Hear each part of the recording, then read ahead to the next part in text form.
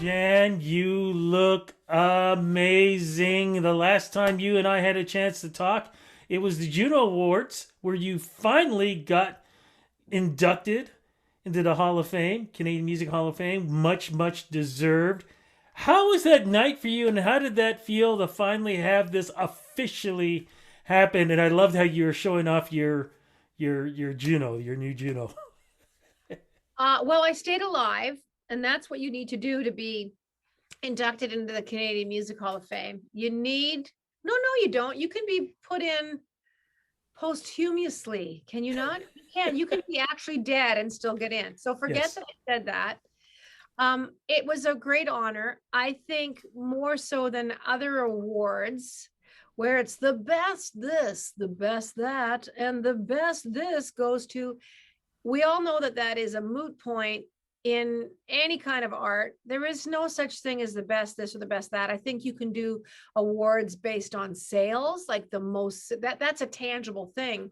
Mm. But I know that the industry needs to have a vehicle to celebrate music, to sell tickets, to sell records, all the stuff that comes with that. Having said that, a Hall of Fame award, I think all of us artists would agree, is about just being in an industry for a lifetime and to do the work that you love to do and to be recognized by your peers and by your fans and to kind of have your name stamped into a wall is pretty damn great. And I'm very honored by it. I know there's hundreds and hundreds of people in the queue in this country to go into the Hall of Fame. And I think they're slowly trying to catch up to get those people put on that wall that absolutely deserve to be there. So yeah, it's great. And I should probably retire now, but I'm having too much of a good time.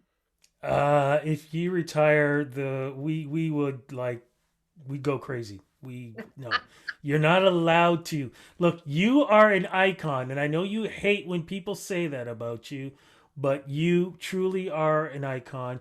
You represent the best in people. You want to say the best in Canadians. No, the best in people, period. You've always been such a beautiful person inside and out. You've been open with your life and how things have progressed, and in a lot of ways we get to see this, of course, in your series, Jann. I mean, what was it like for you in the beginning when you were first approached with this meld of reality and not reality, but humor and love? Well, to have the opportunity to do scripted comedy is obviously it just seems dumbfounding to me. But here we are 5 years later in the process of what is the Jann show, and on our third season, same writing team, same familiar cast, a few new characters, a little more experience under my hat. Is it under my hat? In my pants? Under my belt? Somewhere like that. And just being able to really enjoy myself, even with COVID, even with the challenges that we were presented. It was very doable. And we didn't have one instance of anybody being infected, or so that was literally a triumph. Lots of testing, lots of masking, lots of protocols that we just followed, because that's what you do when you care about people. Yeah. And this was just as vaccinations were rolling out. We shot the third season in March. So and now we're all vaccinated, which even makes it even more excellent than it already was. Um, yeah, it's a great opportunity. It's very much not reality. If this was actually my character in my actual life, I would be very disappointed in myself. So it's fun to play someone who really doesn't care about repercussions, who really doesn't care what other people think, and just goes through life like this, just plows through. It's quite liberating to see her operate. It really is. You mentioned the words, of course, new characters. Who are some of the new characters? Like, for example, Jan has a new assistant. I do. I literally steal him from my sister Max and her family because they kind of need help. They need a nanny. Max's mother is now living with me in my house. So she's kind of going in alone. She's a working mom and things are getting out of hand, but I literally steal their helper, which is, of course I do. And then I find myself kind of in a throuple this year. I'm dating a much younger guy that I meet on a celebrity dating site. But I still have my ex-girlfriend in the periphery, as you do. And it just makes for a lot of discomfort and a lot of humor. And I think it happens more often than people would think, that you find yourself involved with more than one person. I never have myself personally in my life, but it's certainly fun to experience that through the magic of television. Yes, absolutely. And of course, we got some big stars. One name I want to throw out immediately, Michael Bublé. Okay, Yeah. because we follow each other. I had been seeing for almost a year all these posts about you and Michael, and I don't know if you guys were cooking together or drinking together, or like what was going on with that. I don't know. There was a few things that we have the same manager. Bruce Mhm. Allen looks after the two of us. So obviously our roads cross quite a bit, just because, the office and working with a lot of the same people. But Michael and I are friends as well, and we sort of touched in with each other this last year and a half, just to see how everybody was doing. And, we had good conversations just about life and how weird it was to be off the road, and how strange it was to kind of have the world as you know it for everybody. Certainly wasn't indigenous to us. Everybody's life came to an abrupt halt. But when you are um, involved in a job where you travel 250, 300 days a year, it really is so nutty to just not be getting on a plane. And so we talked about that a lot. But he was supposed to be on season 2. This is how far back it goes. And he just couldn't, the work schedule just never aligned. So COVID was a giant gift to all of us at the show, because he couldn't make up any kind of excuse. He was like, yeah, I think I'm available that week. So it turned out in our favor. Who are some of the other stars who are going to be on this? Can We we have mention names? Yeah, Tegan and Sarah make a little cameo. Biff Naked makes a cameo. We're so thrilled about that, and Michael, of course. So, it's always so wonderful to have people on the show that are able to further their messaging, because we always write to what's important to them. And I think it's a great partnership. One of the partnerships that I'm enjoying is what you've been doing with not just with comedy, but physical comedy too. How did you like did you look towards somebody who was really good at physical comedy and sort of take little bits and parts from them, because like you're quick at running, you're on point in everything that you do.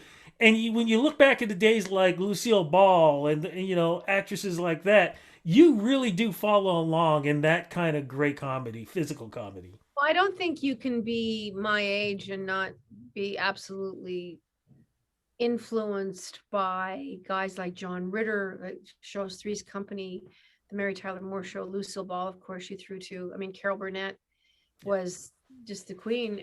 I talk to any comedian working now, from Tina Fey to Amy Poehler to anyone working in comedy.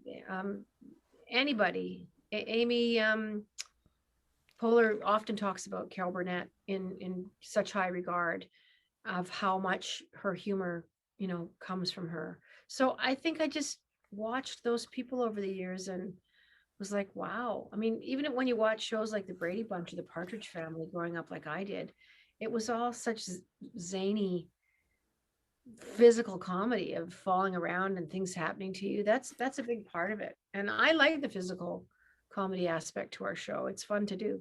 You do it extremely well. With having the show, yeah, I'm going to throw it down on you on that one. Having the show too, is there time for music? Are you still recording or doing anything Yeah, right I'm here in Vancouver right now. I'm in a little studio. Bob Rock is down the hallway, and we're just mixing a record that I wrote I wrote songs with a few people this time out with Bob Rock, with Russ Broom, um, who also produces some stuff with me on this record. And I'm just here mixing it. So that's been at least a year in the works. And I think it comes out January, February, spring of next year, probably. But I just shot the cover for it. I flew to Toronto, 10 days ago and shot the cover with my dear friend Elkin Emmon. And so, yeah, it takes a long lead up to do records. It doesn't just sort of happen over the course of a couple of weeks. It's usually a 6 or 8 or 10 month lead up for a record. But yeah, that's what I'm doing here right now. So I'm running back and forth down the hallway. I'm going down to the studio to hear what they're doing, and then I'm coming back here and talking to you, and then running down the hallway. And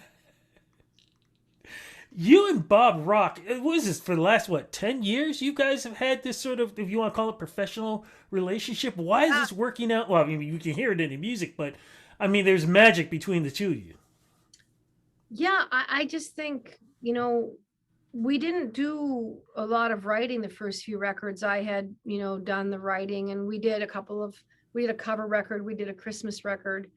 And then my last, the last original record I did, I wrote a lot of it with Bob.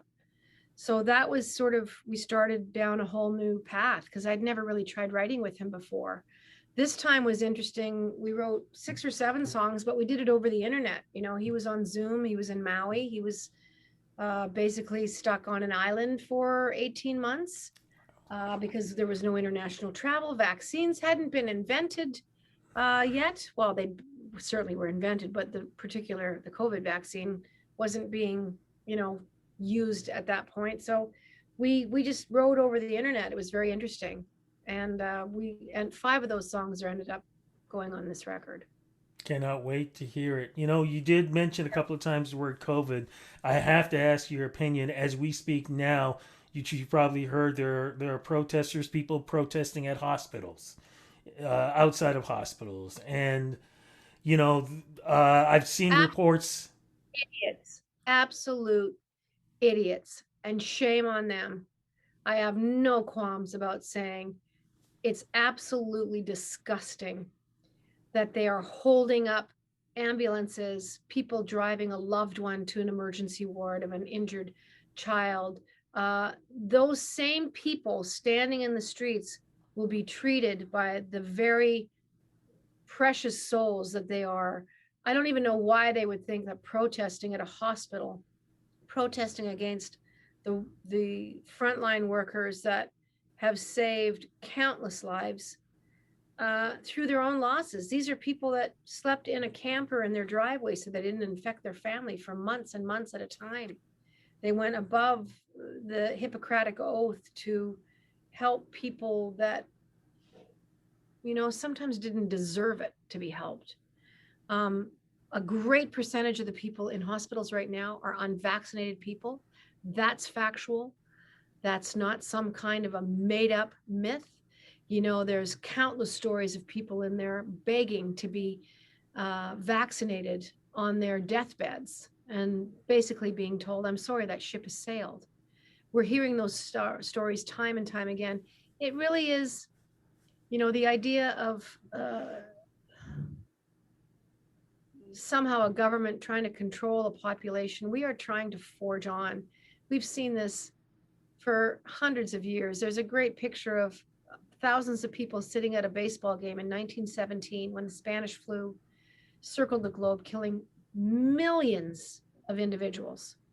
And there they sat, not knowing a lot about what Spanish flu was, even how it was killing people. And they didn't have much to fight it. But there they were sitting with their masks, watching a baseball game. Every single individual on that photograph had a mask on, a little cloth mask that they'd probably made at home. I'm not afraid of any kind of backlash. What people are doing that are protesting, being selfish, doing this kind of things with these conspiracy theories, their lack of knowledge, it's inexcusable, and history will not be fair to them. We may not have all the answers, and we may not be doing all the right things, but science tells us, science proves time and time again, with any disease that has befallen humanity, smallpox, chickenpox, measles, When I went to Africa, I went there a couple of times on a humanitarian work in the 90s. I had to have a card that I carried with me through every airport to every country. And it showed that I had been vaccinated and protected against diseases that I could get whilst in visiting these countries, but also that I was protecting the people that I would be going to visit, whether it was yellow fever, cholera. I had to take malaria pills.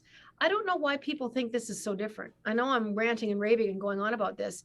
You can't smoke on an aircraft. You used to be able to. You'd get on there and you'd be able to have a cigarette.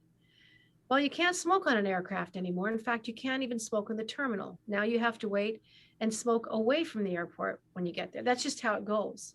So I think people that are unvaccinated, and yes, there are absolutely people that have exemptions. And everyone's doing their very best to recognize that, honor people's, you know, whatever. But we can't be dealing with this for the next decade or 2 decades or 3 decades because of people unwilling to be part of a solution and not the problem. And as we go forward, it's going to be unvaccinated people clogging the hospital systems and the very people that they are protesting against. I don't understand it. Neither do I. Neither do I. But as we are trying to get into our normal, tours are happening with some artists. Will you be touring, or are you going to wait and see what happens in No, 2022? I'm out. I'm out in April. I'm actually in Europe in April for 2.5 weeks, and then we're in Canada May, June, July, and I don't think there's any uh, reason why we can't be going out. I think the world will plunge on, and I think people are very, very aware of how to protect themselves, to be respectful of others, and hopefully at that time we will find another great majority of people vaccinated. Obviously it is a personal choice, but for your own safety and for the safety of your families, I think it's a choice that people are eventually going to have to make for themselves. Amen to that. Jann, I just want to say as we wrap this up, as always, it is a pleasure to see you and speak with you. I wish it could be in person, but this is the next best thing. I've got mad love for you over the years and always respect everything that you've done. I love the tweets that you put out there. They're always bang on. And I always actually enjoy when somebody tries to argue with you, how you basically set them straight and put them in their place. Why you're not running for government, I don't know, but you'd make a great prime minister. Yeah, I'm running from government. No, I actually did early voting a couple of days ago because I am in transit, and I made sure that I found a polling station, and it was relatively very straightforward and very easy. So you still have time to vote this week. There's a lot of polling, and there's a lot of stations out there that can help you do that. And you can go on elections.ca in Canada to get any information. But it's important. It really is important. There's people all over the world that would do anything to vote safely and freely and without anybody, chasing them out of a lineup or threatening them. We're very, very lucky in Canada. And it's a very divided time. It's going to be a close call. Yeah. It's going to be a close race, but that's what it's all about. If you want things to change, you have to take the time to vote and get Abs- vaccinated. Get vaccinated. Yeah, I was kind of scared too. I went yeah. in there, off it went. I don't particularly have an aversion to needles, but still sitting in my little stool waiting for 15 minutes. And I'm like, okay, here we go. At least I'm part of a solution and not part of a problem. And I want to travel in my life. I want to travel. I want to work. I want to meet people. And that's part of what's happening. And that's part of how we're going to go forward. Exactly. I was just going to say, I got my 2 shots and I voted yesterday, so I'm good. Hey, I'm in line for my damn booster. Like I qualify. I know Canada hasn't quite rolled that out yet, but a lot of us will be ready to get that booster November, December. And Yeah. trust me, I will have my sleeve rolled up and I will be ready to roll. Same here. Congratulations on the new season. Congratulations on the music. Congratulations on the Hall of Fame. Just congratulations on everything you're doing in life. Big love to Oh, you. Rudy, thank you so much. You are all very, very kind to me always. Thank you for your endless support. And I look forward to seeing you look after yourself. The best is yet to come.